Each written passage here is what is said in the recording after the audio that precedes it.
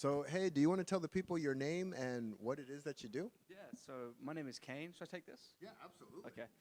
My name is Kain. I'm a communication skills coach, and I help people communicate. That's essentially what I do in a quick sentence.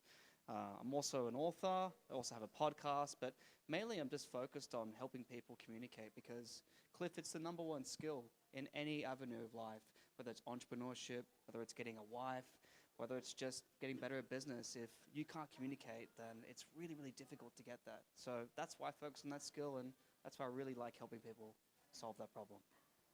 Hey, I love that. And I want to ask you the question because I would actually second communication is one of the most powerful skills you can have. What got you into that? That's a really good, really good story. So what really sparked my whole interest in this is I was a social worker in Australia, and I worked in these environments with these kids. By the time they're 10 years old, live in 100 different homes. I don't know if you can imagine what they would do to your sort of perspective and how you kind of saw relationships. And then I was really like bright-eyed and full of optimism going to this first home, right? And one of the kids was like standing in the kitchen, and he was like sitting there waiting, getting ready for school. And I was like, hey, you might want to get ready for school, mate, because I'm going to be late for the bus. And then he turned around, pulled out a knife and said, if you keep talking about school, I'm going to put this into your head.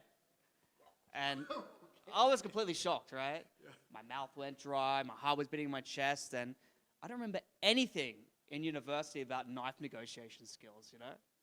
But what I kind of learned from that process, Cliff, is that you have to learn how to communicate in totally different ways. And I thought I was great at communication skills, but when it actually came to a point where I needed it in a really tight situation like that, I had terrible skills. So that sparked my journey and teaching people and trying to help them communicate in a lot better way, and but where people actually not just hear what you say, but truly listen. That is powerful. And one thing that I've heard people say is turn your pain into your purpose. And it sounds like you've done that. So awesome. Thank you. Thank you. Thank you very much. Appreciate it. Appreciate it.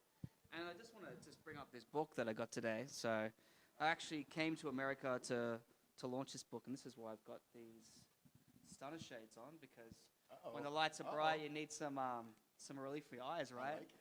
So I got this book here called The Way of the Toxic Male, right? Yeah. And as you can see, this is actually a Greek statue of a guy that's a boxer.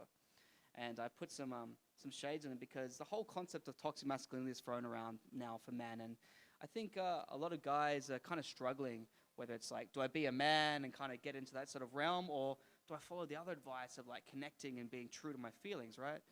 But my whole concept is that we need to kind of return back to masculine values, but also have emotional vulnerability. Be able to share what we're truly going through and have that connection. So that's what I kind of champion in this book, and I'm blessed to be here today at the International Podcast Awards of 2025 to talk about this and to be a speaker. So thank you very much for having me. That's so awesome. Pleasure to meet you. Hey, pleasure to meet you too, Cliff. Thank you so much.